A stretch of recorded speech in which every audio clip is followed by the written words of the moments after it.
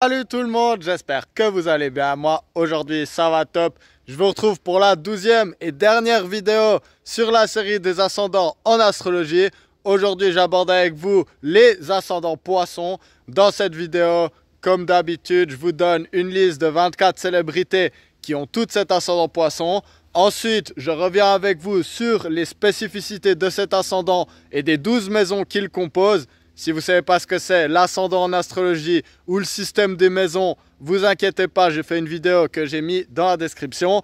Et finalement, je vais faire un focus sur une des célébrités pour aller encore plus loin dans le détail. Tout ça, c'est dans cette vidéo, j'espère qu'elle vous plaira. Let's go! Et maintenant, vous donnez la liste des 24 célébrités qui ont toute l'ascendant poisson. J'en ai choisi 2 par signe solaire, comme ça vous pouvez voir comment cet ascendant s'adapte aux différentes énergies du zodiaque. Sans plus attendre. Pour les béliers ascendant poisson, on a Serge Gainsbourg et Herbie Hancock. Pour les taureaux, George Clooney et Renaud. Pour les gémeaux, Notorious B.I.G. et Denis Brognard. Pour les cancers, on a Ringo Starr et Jean de La Fontaine. Pour les lions, Whitney Houston et Mark Knopfler. Pour les vierges, on a Michael Jackson et Brian De Palma. Pour les balances, Bruno Mars et Didier Deschamps. Pour les scorpions ascendant poisson, on a Ryan Gosling et Demi Moore. Pour les sagittaires, Kylie Cuoco et Richard Pryor. Pour les capricornes, Al Capone et Jean Ferrat. Pour les Verseaux, on a Alicia Keys et Ellen DeGeneres. Et pour finir avec les poissons ascendant poisson, on a Monica Cruz et Simone Biles. Regardez comment c'est beau là. C'est l'automne, plein de couleurs partout. Du coup, je vais commencer maintenant par vous parler de cet ascendant poisson de manière plus détaillée. Déjà, on va commencer par le signe du poisson. Le signe du poisson, c'est un signe de l'élément eau.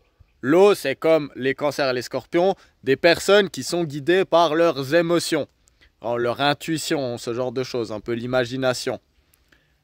Le poisson, c'est un signe mutable, c'est-à-dire qu'il finit sa saison, l'hiver, et c'est un signe qui aura plutôt tendance à s'adapter à son environnement. Donc, eau mutable, les poissons, c'est vraiment des petites créatures dans l'océan qui aiment bien rencontrer tous les autres poissons de l'océan. Il n'y a pas de clan pour eux. Donc, ils aiment bien les crabes, les poissons, les sirènes, les bateaux de pirates.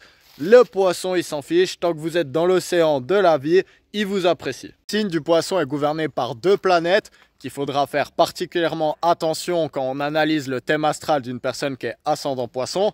C'est Jupiter et Neptune.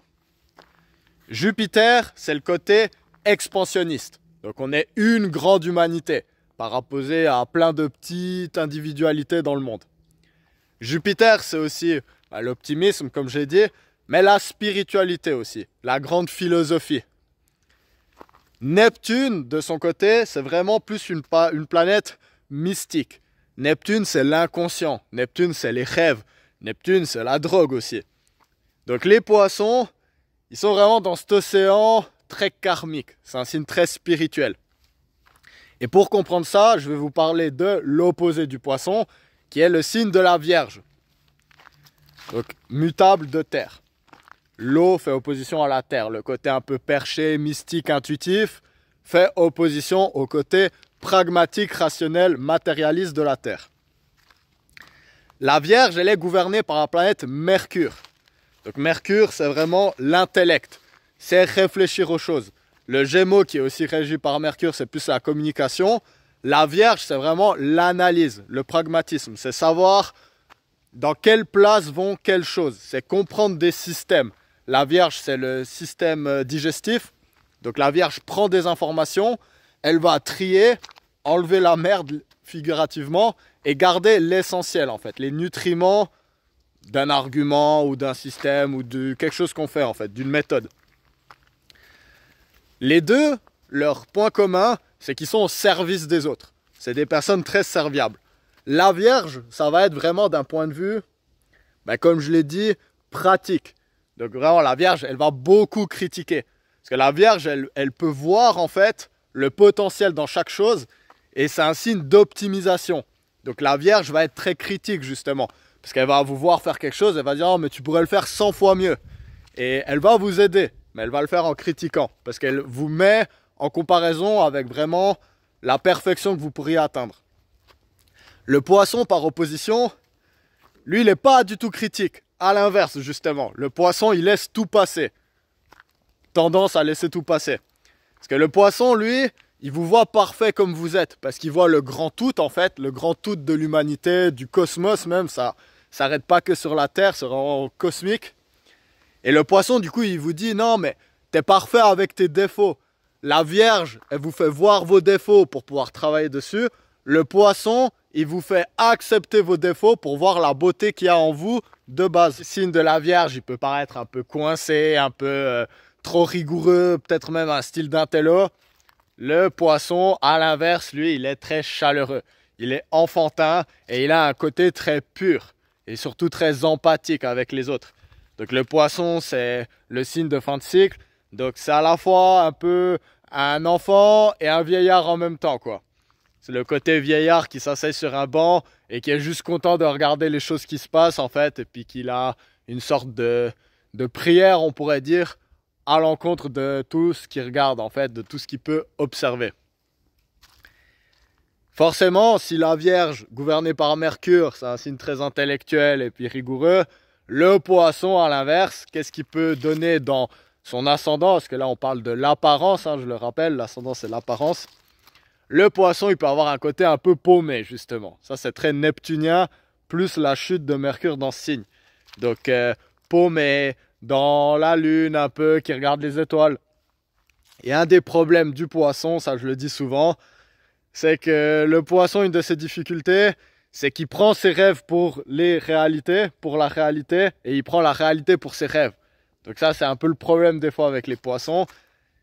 C'est que voilà, ils vont un peu au gré du courant, donc ils peuvent être très gentils, très empathiques, mais tout d'un coup, ils déconnectent en fait, et voilà, ils sont plus là figurativement. Et maintenant, pouvoir vous parler des 12 maisons qui composent cet ascendant Poisson. Même si là, on a parlé de l'ascendant, donc on a parlé de la première maison déjà.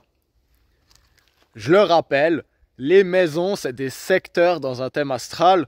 Tout est lié à l'ascendant. Je vous ramène à la vidéo d'explication générale que j'ai mis dans la description. Tout est lié avec le point à l'est quand vous êtes né. Ça vous crée une sorte de deuxième zodiaque en commençant par le signe où il y a l'horizon, le point est. Ça, c'est l'ascendant. Et donc, après, il y a des secteurs. Ces secteurs, ils font en général comme un signe 30 degrés.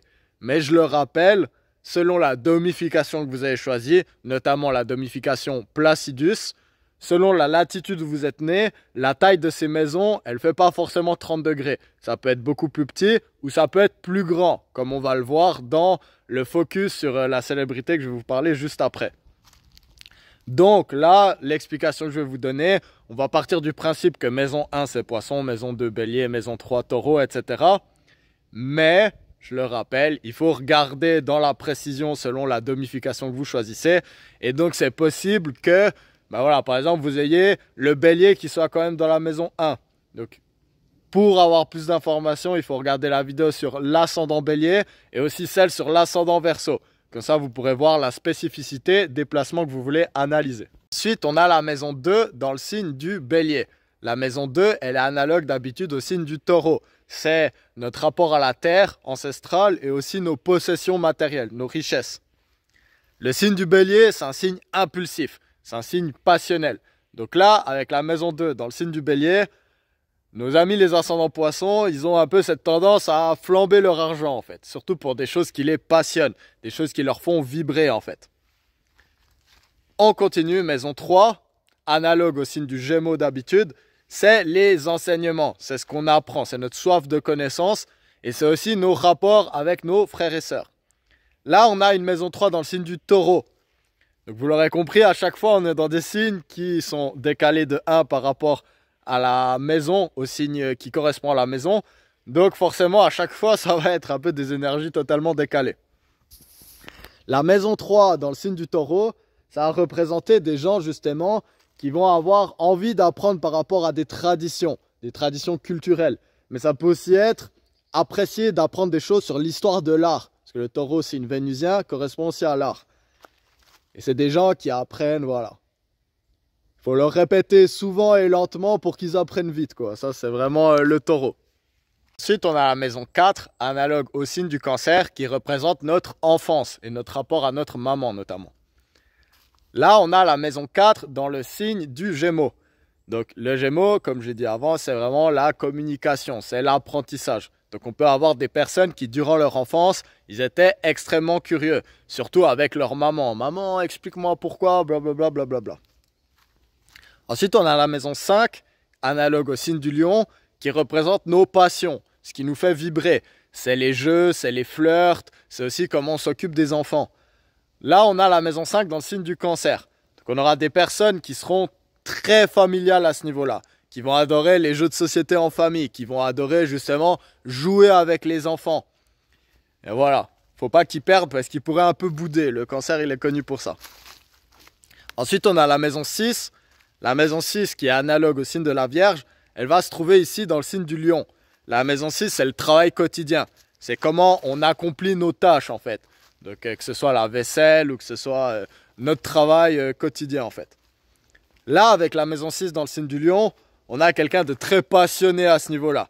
Quelqu'un qui va aimer faire ce genre de choses, qui va aimer son travail quotidien, qui va aimer faire les tâches, qui va vraiment avoir ce côté voilà, passionnel et peut-être même un peu compétitif, donc surtout au travail notamment. Ensuite, on a la maison 7, analogue au signe de la Balance, qui représente notre rapport à l'autre, celui qui nous complète. Donc ça peut être le meilleur ami, le conjoint, mari-femme, ou ça peut aussi être le pire ennemi. Là, on a une maison 7 dans le signe de la Vierge. Donc, c'est comme j'ai expliqué avant avec l'opposition.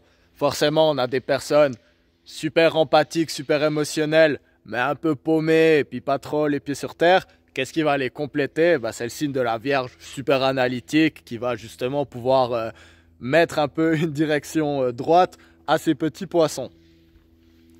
Ensuite, on a la maison 8. La maison 8, c'est la maison analogue au Scorpion. C'est les grandes transformations et c'est aussi notre vie intime. Là, on a la maison 8 dans le signe de la Balance. Donc, qu'est-ce qui va un peu les activer intimement, mais aussi qui va leur permettre de se transformer? C'est justement le compromis avec les autres. Le Poisson, il est beaucoup dans l'acceptation générale. La Balance, elle est vraiment plus dans l'acceptation de l'autre, comme une individualité aussi. Et justement, créer un rapport avec cette personne. Ensuite, on a la maison 9, analogue au signe du Sagittaire, qui est dans le signe du Scorpion. La maison 9, c'est la grande philosophie, c'est le mindset, c'est vraiment les principes qui dirigent notre vie. Et là, dans le signe du Scorpion, on a des personnes qui, pour un peu justement balancer ce côté poisson, très, voilà, j'accepte tout, je me mets un peu en retrait pour laisser la place aux autres. Là, dans le signe du Scorpion, on a un peu ce mindset d'accepter sa passion, accepter son désir, accepter aussi l'envie de contrôler. Le Poisson, il accepte les gens comme ils sont, mais en même temps, voilà. C'est quoi le mindset? C'est quoi l'objectif pour s'améliorer? C'est s'inspirer du Scorpion pour ce côté contrôle. Ensuite, on a la maison 10, le milieu du ciel, qui est analogue au signe du Capricorne. C'est la carrière. Donc la maison 6, c'est vraiment le travail quotidien, comment on se comporte au travail ou pour faire nos tâches. La maison 10, c'est plus la reconnaissance sociale. C'est comment on se rappelle de nous dans notre fiche Wikipédia, par exemple. On n'a pas tous une fiche Wikipédia, mais voilà, vous m'aurez compris. Et là, on est dans le signe du Sagittaire. Donc, c'est des personnes qui vont avoir une facilité à travailler justement dans des métiers de la philosophie, du voyage, mais aussi dans tout ce qui est passionné justement, donc notamment des métiers artistiques. Ensuite, on a la maison 11 qui est analogue au signe du Verseau qui se trouve dans le signe du Capricorne. La maison 11, c'est les amitiés, c'est la communauté, c'est notre rapport un peu à la société. Et là, avec le signe du Capricorne, on a des personnes qui s'entourent de personnes sérieuses, rigoureuses, pragmatiques. De nouveau, pour balancer l'énergie du Poisson. Ensuite, on a pour finir la maison 12, analogue au signe du Poisson, c'est la transformation karmique. C'est le grand objectif de vie en fait, c'est ce qui nous permet en fait de vraiment, c'est un travail qu'on doit faire tout au long de notre vie et qu'on va souvent accomplir dans des âges plus avancés. Et là, on est dans le signe du Verseau. Donc le signe du Verseau, par opposition au Poisson justement, c'est un signe qui a des idées propres à lui, des idées claires, une idéologie, une guideline directrice.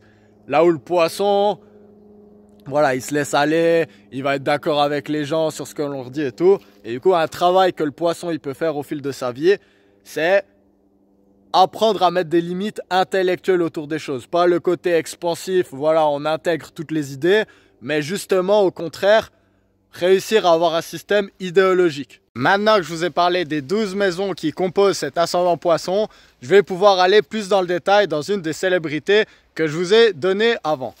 Alors comme je l'ai expliqué dans la dernière vidéo où j'ai fait un petit teasing de ce que j'allais vous parler maintenant, si j'avais pu choisir une célébrité qui représente l'ascendant poisson du mieux possible, j'aurais choisi Michael Jackson. Mais voilà, Michael Jackson, j'ai déjà fait une vidéo sur lui que je vous mets dans la description et que je vous invite à aller voir après. Donc pour pas me répéter, j'ai décidé de parler d'une autre célébrité. Et ça tombe bien parce que c'est une personne qui est en tout cas autant talentueuse que Michael Jackson. Dans cette vidéo, je vais vous parler maintenant de celle que je considère comme la meilleure chanteuse de tous les temps. Je vais vous parler évidemment de Whitney Houston. Voici le thème astral de Whitney Houston, née le 9 août 1963 à Newark dans le New Jersey. Et pour l'analyse de son thème astral, j'aimerais me concentrer principalement sur ce grand trigone qu'on retrouve entre la conjonction de la Lune et Jupiter en maison 1 en Bélier, avec le Soleil conjoint à Vénus en maison 6 dans le Lion, qui forment les deux un trigone avec le milieu du ciel dans le signe du Sagittaire. Et finalement, je me concentrais aussi sur cette conjonction entre Uranus, Mercure et Pluton, avec le descendant dans le signe de la Vierge. Whitney Houston, c'est ni plus ni moins que la meilleure chanteuse de l'histoire d'après moi. Voilà, techniquement, il y a probablement des chanteuses d'opéra ou des meufs comme ça qui ont une meilleure voix, j'imagine. Moi, je m'y connais pas trop. Mais en tout cas, dans les voix de la culture populaire, je trouve que Whitney Houston, elle est vraiment au sommet. Il y a quelque chose qui me donne la chair de poule quand je l'entends chanter. Et en plus de cette voix, il y a cette présence scénique qui est énorme. Il y a sa beauté naturelle et il y a son charme d'ascendant poisson aussi. Il y a ce côté... Il y a tellement de feu dans son thème astral, c'est ce qu'on retrouve vraiment là. Donc avec ce grand trigone dont je vous ai parlé, entre cette conjonction Lune-Jupiter, ça c'est une conjonction forte de quelqu'un qui a vraiment un monde, justement, Jupiter c'est l'expansion, la Lune c'est les émotions. Elle a un monde intérieur qui est vraiment développé dans le signe du Bélier, signe de la passion, signe de l'enthousiasme. Et en plus en maison 1, donc vraiment caractéristique de l'image qu'elle renvoie aux autres. Et ça, c'est quelque chose de vraiment profond avec Whitney Houston. C'est cette énergie qu'elle peut dégager, cette passion qu'elle arrive à dégager. Elle a en même temps ce côté super doux du poisson, mais ce feu intérieur qu'elle arrive à exprimer vraiment pleinement.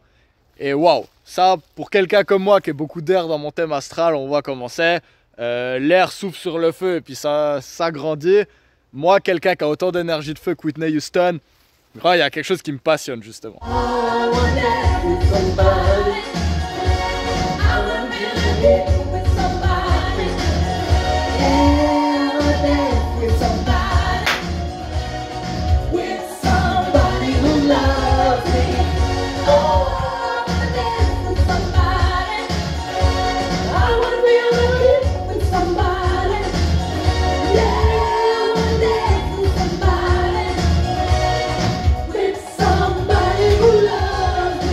Conjonction entre la Lune et Jupiter, elle forme un trigone avec son Soleil et Vénus dans le signe du Lion. Donc le signe du Lion, un peu comme Michael Jackson qui avait Mercure et Vénus également dans ce signe, et aussi en maison 6 vu qu'ils sont les deux ascendants poissons. La maison 6 c'est le travail quotidien comme je vous l'ai expliqué.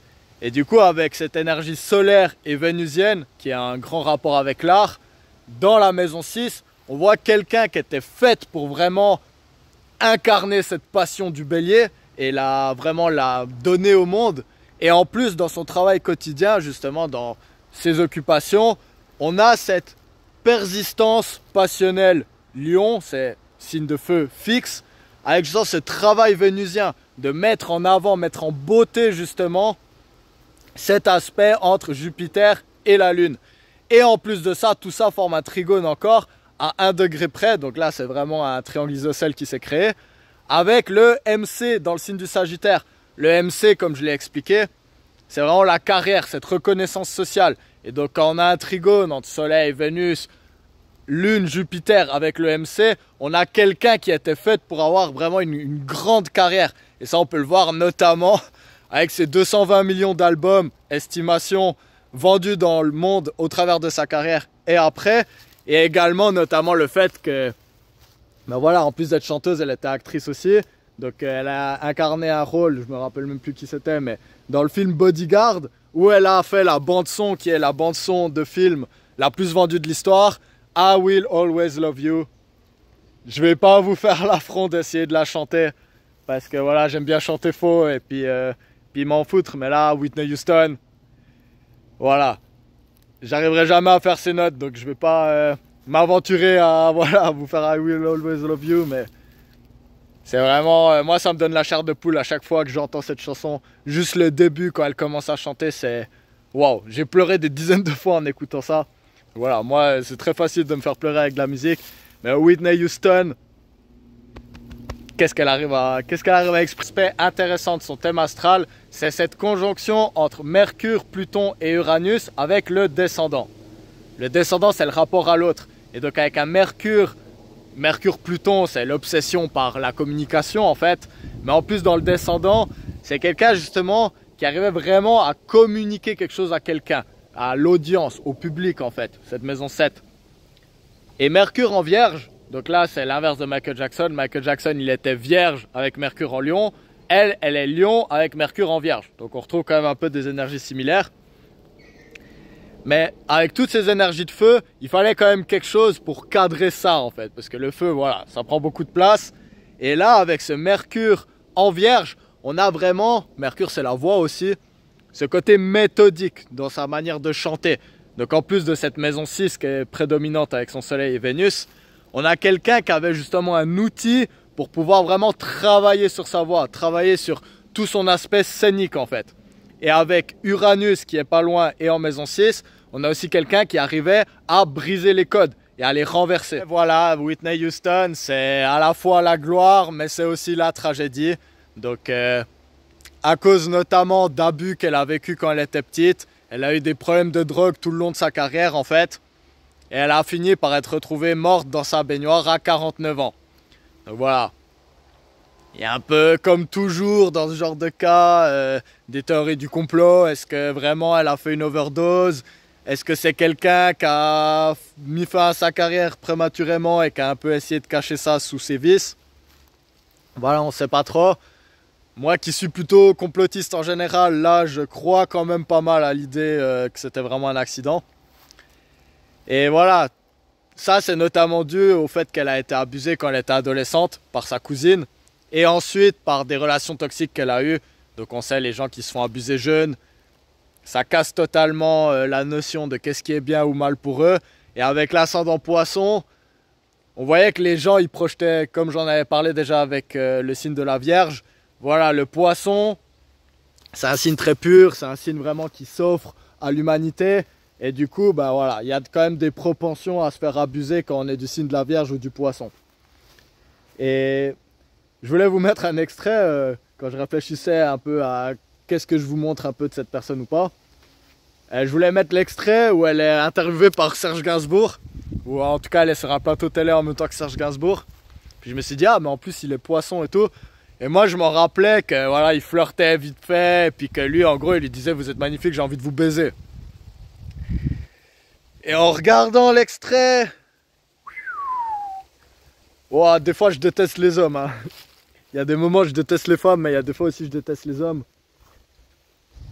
Ouais, moi ça me choque à quel point en fait le gars il la respecte pas, il a une énorme star devant lui, il est totalement bourré et c'est pas c'est moi qui lui dis j'ai envie de vous baiser, j'ai envie de I want to fuck her ou je sais pas quoi. C'est comment il lui prend la tête, comment il est là, et puis elle on voit qu'elle est inconfortable et qu'elle recule un peu. Bref, pas le meilleur moment que j'ai vu. Moi j'avais un autre souvenir de ça et puis du coup ça m'a un peu dégoûté de Serge Gainsbourg que je tenais pas vraiment dans mon estime, mais là ça a encore plus chuté quoi, parce qu'on voit la meuf elle avait 22 ans pendant l'interview et elle est super mal à l'aise. Et par rapport aux relations de Whitney Houston, voilà, on va pas trop aller dans son intimité non plus, mais il y avait beaucoup d'histoires sur le fait qu'elle serait bisexuelle en fait, et que vu qu'elle était dans un milieu très chrétien, bah, c'était pas accepté, et du coup elle a dû un peu le cacher toute sa vie, et puis ne pas l'assumer. Et déjà la bisexualité c'est très poisson, parce qu'on en revient là, le poisson, voilà, il accepte un peu tout le monde. Mais aussi Mars en balance, donc j'aimerais faire un petit shout out parce que Mars c'est l'animus, c'est vraiment notre vision du masculin un peu sauvage. Et là en balance dans un signe vénusien, ben voilà, la balance c'est pas le signe masculin par essence, logique c'est l'opposé du bélier qui est le signe masculin par essence. Donc comme Mars est en chute dans le signe de la balance, voilà, je veux pas faire un absolu, mais j'ai déjà souvent remarqué que le Mars en balance ça pouvait justement parler un peu d'homosexualité. Donc aimer des femmes quand on est une femme, ou en tout cas de bisexualité, ou aimer les hommes quand on est un homme justement. Donc voilà, ça c'est quelque chose que j'ai déjà pu remarquer. Surtout parce que voilà, Mars c'est notre expression de l'animus qu'on est un homme. Donc avec un Mars en balance, ça fait un homme plutôt féminin. Et pour une femme, c'est ce qu'elle recherche. Donc Mars en balance, ça fait plutôt rechercher un côté plutôt doux en fait. Voilà, ça sera tout pour la vidéo sur les ascendants poissons. J'espère qu'elle vous aura plu et que vous aurez appris beaucoup de choses. Et voilà, ça sera tout pour la série de vidéos sur les ascendants en astrologie. Voilà, clap de fin. Donc j'ai enfin pu vous faire cette série. Ça faisait longtemps que je voulais vous la faire. Et puis là, je suis vraiment content de l'avoir faite.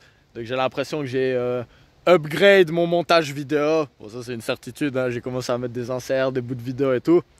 Je suis vraiment content de vous faire ça comme ça. Donc je suis fier de ce travail-là. Et j'ai des très bons retours. Donc vraiment, ça me fait plaisir de pouvoir vous faire cette série de vidéos.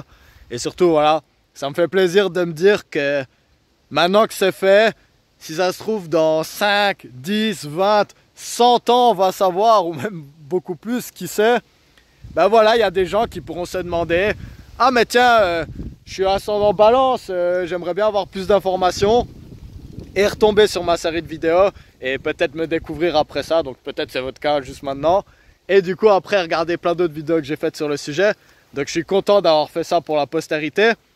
Et ça m'a beaucoup motivé à continuer un peu ce genre de série de vidéos. Et donc je vous annonce déjà que voilà, tout bientôt je vais continuer un peu sur la lancée. Et je vais vous refaire des séries de vidéos avec toujours un peu des hors-séries par-ci par-là. Notamment, je dois un peu continuer la série de vidéos sur les compatibilités. Voilà, je vais être honnête avec vous, j'ai fait celle qui m'intéressait le plus. Et maintenant, voilà, j'ai un peu délaissé le reste. Mais, vous inquiétez pas, je vais pas vous lâcher. Je vais quand même essayer d'en faire un peu plus régulièrement. Sûrement en parallèle que je vous fais des autres séries où je reviens sur tous les signes avec certaines planètes ou placements. En tout cas, moi, je me réjouis de vous retrouver tout bientôt. D'ici là, je vous souhaite d'écouter Whitney Houston, parce que c'est la meilleure chanteuse de l'histoire. Et Michael Jackson, parce qu'il est aussi ascendant poisson, j'aimerais faire un shout-out à lui. C'est vraiment deux artistes qui ont cette capacité de me mettre les larmes aux yeux rien que de penser à eux. Et à leur vie qui est à la fois magnifique et tragique. Donc voilà, shout-out à eux, shout-out à vous. Et je vous retrouve tout bientôt pour des nouvelles vidéos. Allez, bye bye!